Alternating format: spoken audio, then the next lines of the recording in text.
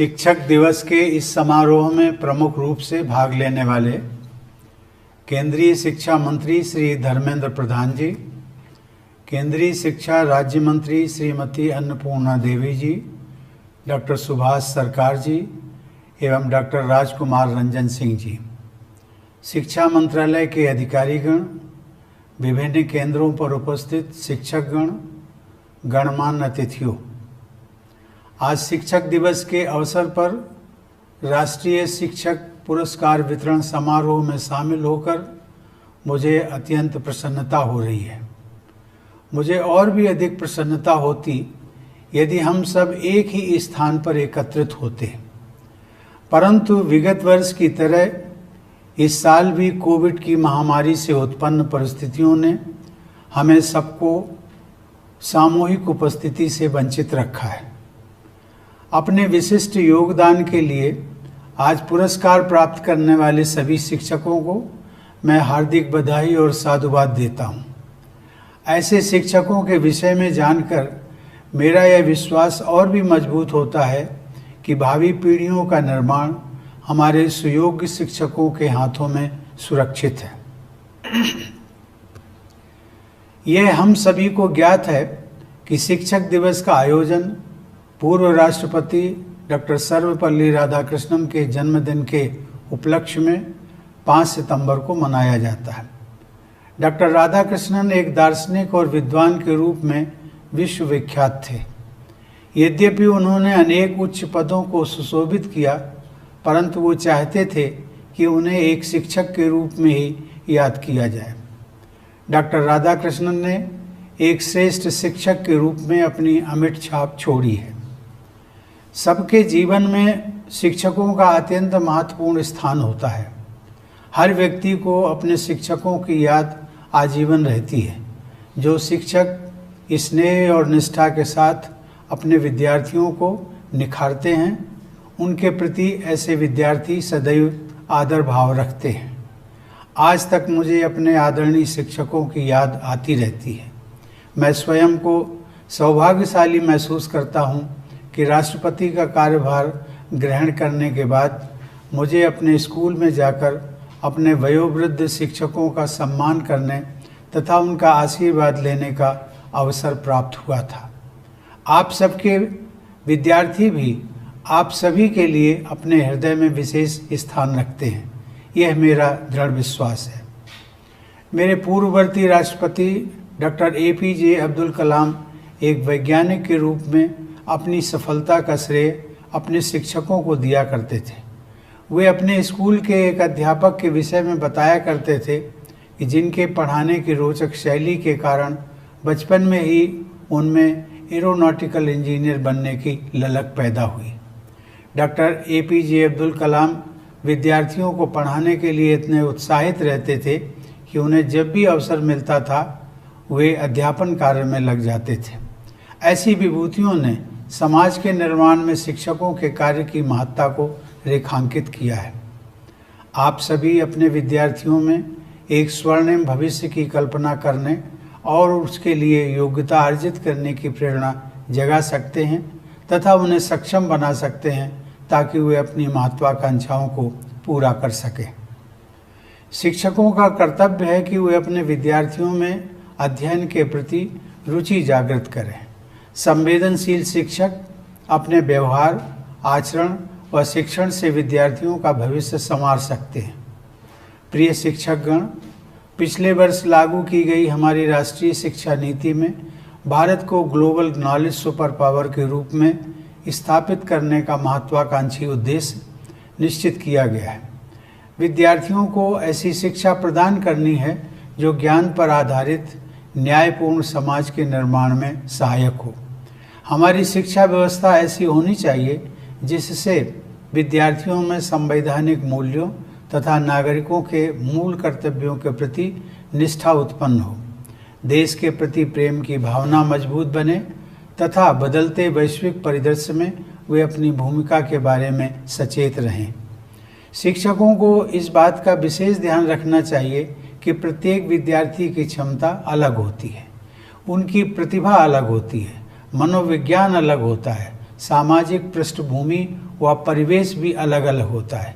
इसलिए हर एक बच्चे की विशेष ज़रूरतों, रुचियों और क्षमताओं के अनुसार उसके सर्वांगीण विकास पर बल देना चाहिए।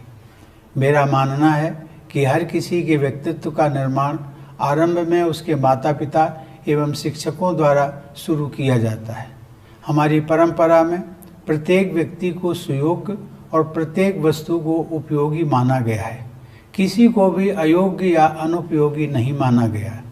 संस्कृत में एक सुभाषित है, आमंत्रम अक्षरम नास्ति, नास्ति मूलम, अनौषधम, अयोग्य पुरुषो नास्ति, योजकः तत्र दुर्लभः। अर्थात ऐसा कोई अक्षर नहीं है जिसके प्रयोग से सार्थक कथन अथवा मंत्र की रचना ना हो सके। ऐसी कोई वनस्पति नहीं है जिसका उपयोग औषधि के रूप में ना हो सके। ऐसा कोई व्यक्ति नहीं है जिसमें योग्यता ना हो, लेकिन इन सब का संयोजन करने वाले व्यक्ति ही दुर्लभ होते हैं।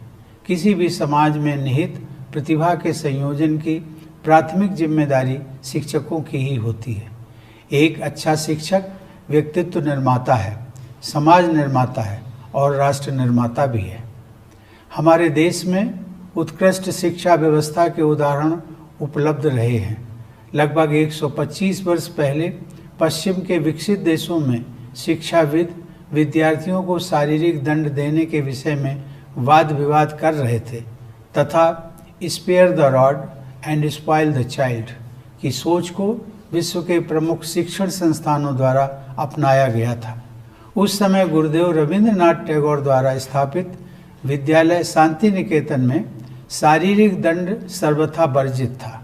गुरुदेव मानते थे कि ऐसे दंड का विद्यार्थियों के कोमल मनोमस्तिष्क तथा व्यक्तित्व विकास पर प्रतिकूल प्रभाव पड़ता है। आज पूरा शिक्षा जगत इस मनोवैज्ञानिक तत्व को स्वीकार करता है। इस प्रकार भारतीय परंपरा के संवाहक गुरुदेव रविंद्रनाथ टैगोर की शिक्षा संबंधी सोच अत्यंत आधुनिक थी। हमें अपनी परंपरा में निहित आधुनिकता को अपनाना है।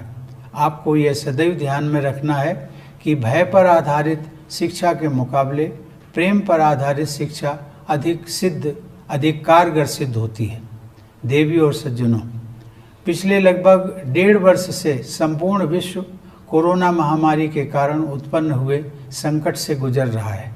इस परिस्थिति में जब सभी कॉलेज और स्कूल बंद थे, तब भी शिक्षकों ने विषम स्थितियों का सामना करते हुए बच्चों की शिक्षा का क्रम रुकने नहीं दिया।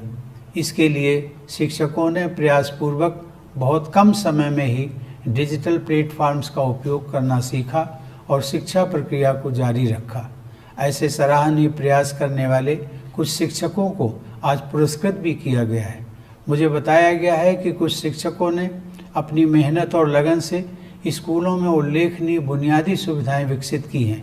मैं ऐसे समर्पित शिक्षकों को साधुवाद देता हूं।